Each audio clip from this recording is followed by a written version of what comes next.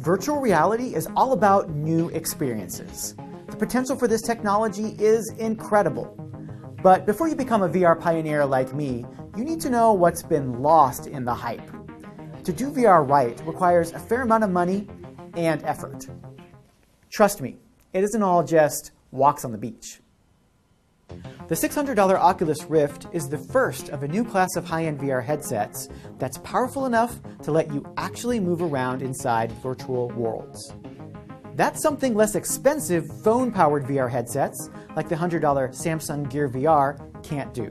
But if you're going to buy the Rift, or upcoming rivals HTC Vive and Sony PlayStation VR, you're going to need a fair amount of space. When you use VR, you're effectively blindfolded, and it's easy to bump into things. Grab a swivel chair too, so you can take in all 360 degrees. Rift requires a pricey, powerful PC, like this $1,500 Asus. It comes with not one, but two power plugs. There are also add-ons, like this sensor, which tracks your movement. Wearing the Rift on your face feels about as natural as sleeping on an airplane. There's this cable coming out of the back, which is eerily like the Matrix. This will feel a little weird. Okay, it's not that bad. The goggles are light, but you need to tighten the straps for a firm fit.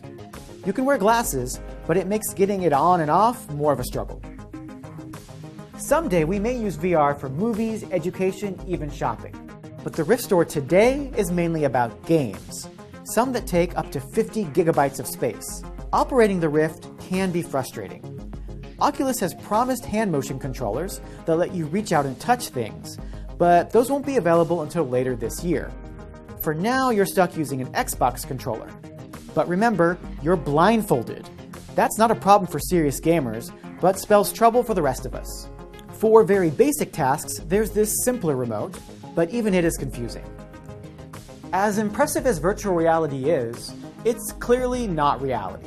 Though gaming on the Rift packs more punch than gaming on a TV, visible pixels on its display make it look like you're seeing the virtual world through a screen door.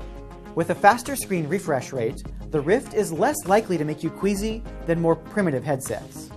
But the more intense games are still a no-go for anyone prone to motion sickness. After all that, you're sitting in a room, alone, closed off from the world. You can play some games with friends online, but the Rift is incredibly isolating in your immediate environment. This is the reality of Oculus Rift today. There's huge potential, but still a lot to work out. If you don't have a high tolerance for nausea, tech challenges, or just looking goofy, you might want to wait for version 2.